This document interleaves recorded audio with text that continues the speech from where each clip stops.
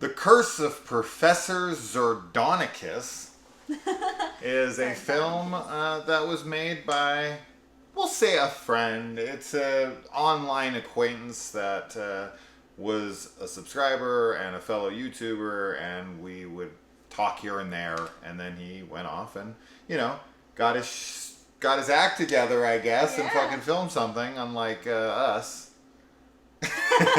So I guess this is an inspirational. Yes, kudos and congrats. Yeah, of course. Good job to him. So he asked me to discuss this and review it. So here we go. We watched The Curse of Professor Zardonicus, Dun, dun, dun.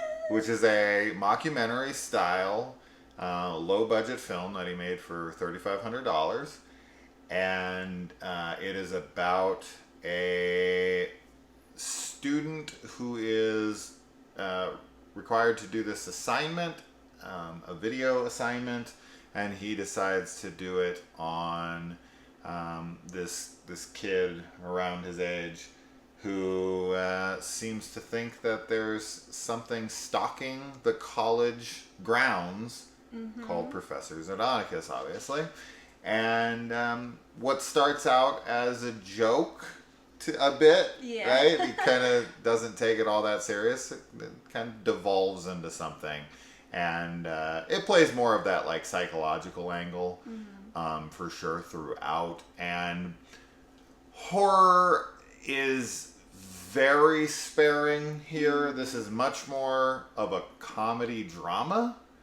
And it has some horror elements, like mostly at the very, very end is where you're going to get like the horror. So if you're somebody who's looking for like a real tense horror, thriller, found footage style thing, I think you'll be disappointed in this for that. But overall, I mean, what'd you think? Well, I do think that there is, I mean, like you said, it's psychological, but it's the horror of, somebody who's getting really wrapped up into a delusion and, seeing where that goes. I love mockumentary, found footage style films. So Target audience. Yeah, I was definitely a big fan of that. And I also like, the idea of playing with urban legends. Whether or not this is a real urban legend, I think it was probably created for the film. But I like that it feels real. Like it feels like one that you could find on a subreddit or somewhere online. I really enjoyed everybody's performance too. I thought the acting was really solid. And yeah, I don't know. I mean, we spoke afterwards. I think there was some really cool shots. So as far as the cinematography goes, I thought there was some nice stuff going on there. And I mean, overall, I really enjoyed the movie. Now, I told Gabriel that I was going to knock him for this because I talked to him after, and I'm not a bullshit kind of person. If I hated the film, I'd be like, yo, I just want to let you know. And I've done that where people have asked me to watch their movie. And I'll do it, and I'll call, and I'll write them up, and I'll say, hey, I just want to let you know, I didn't like your movie. Yeah. So, do you want me to review it and give my honest opinion, or do you not want me to do it? Because I'll give you the option.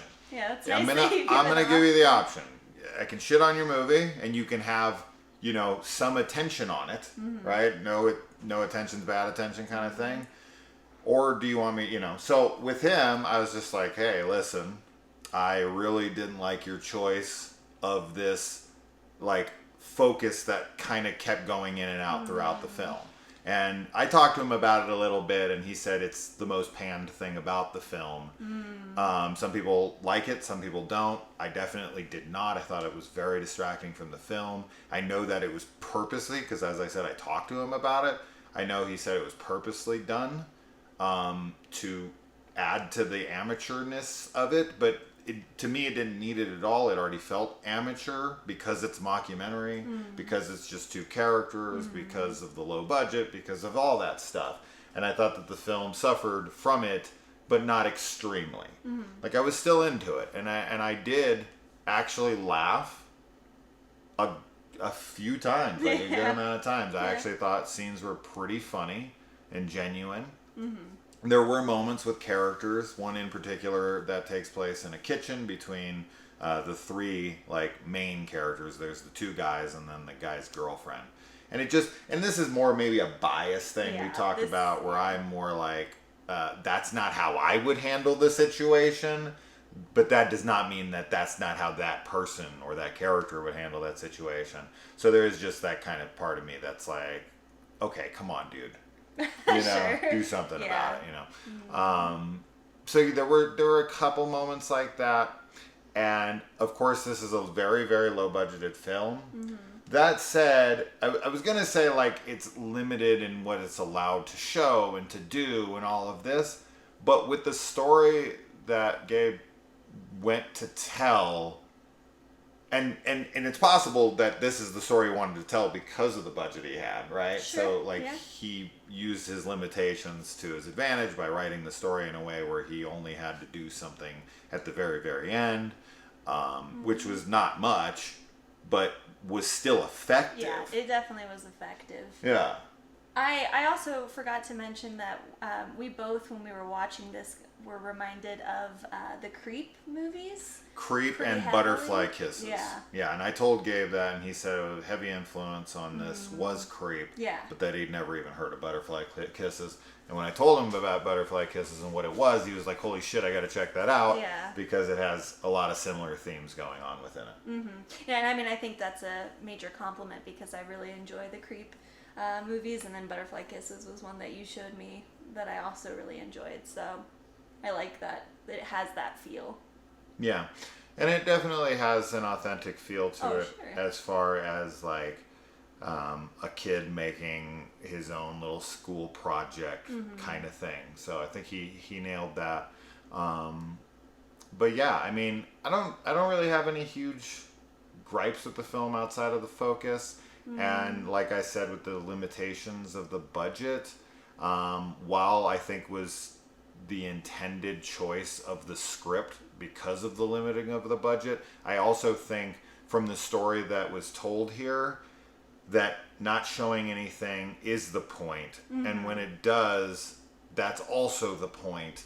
And as I told you, I actually was really big on the ending. And in a film like this, where you have a super low budget, the ending is always kind of the low point for me. It's all that build up to nothing because there's not the budget to give you something. Sure. So it kind of leads up to, something, and then someone's just standing in a corner. Right. And You're like, okay, where's the witch? Yeah. Right. But with this one, and I'm not saying there's some big grand finale where they're like millions of dollars of special effects and monsters are like, jumping what? out of it. None of that stuff happens. But what the story is trying to tell, and the message that's being conveyed, and the arc of the characters through the story, I think had a really good payoff. Yeah. And actually, like, I connected with it emotionally in the end with what happens, and I thought it was a very clever twist on what the story was leading to and what I thought the story was trying to say in the end.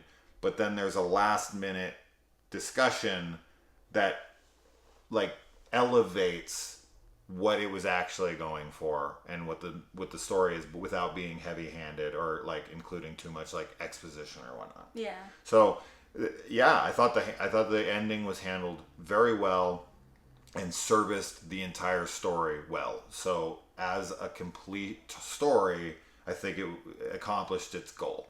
So focus, I didn't care for, and then like some choice scenes that I was like, I'm not buying this 100%, but I'm fine with it. And I think that everyone who comes into here, which I talked to him, and he said that he casted like everybody. It wasn't just like friends of his, and I think that's a smart choice.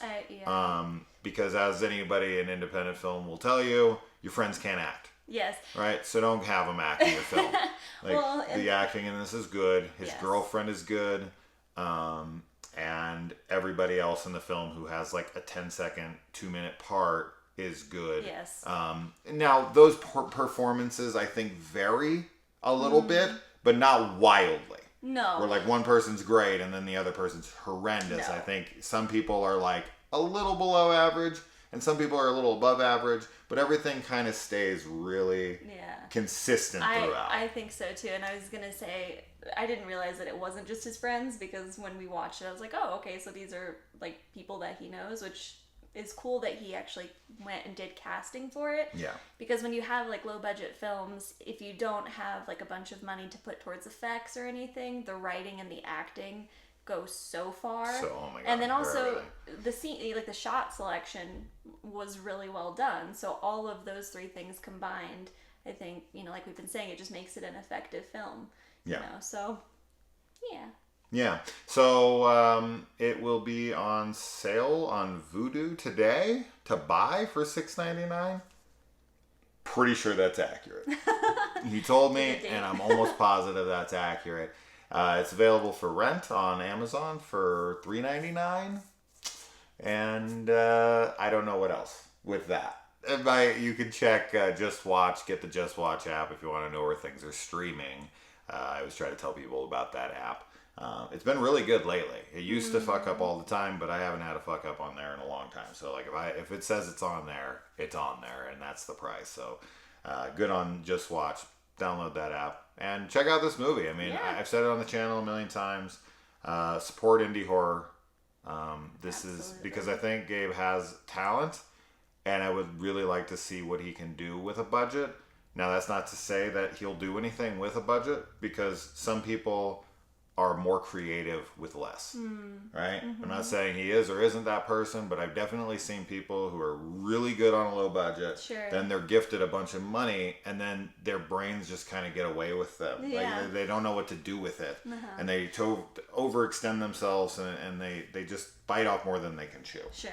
Yeah. And when you have to be like really creative with limitations, that sometimes brings out the best in people, and sometimes it brings out the worst. There's a lot of low budget films that they don't have the budget and they suck, and maybe if they had $1 million it'd be great, right? Someone's just gonna have to give him like $1 million. To find out what he'll produce. So someone give him $1 million. Yes. Let's say that's not even that high. That's like a super low budget film still, right?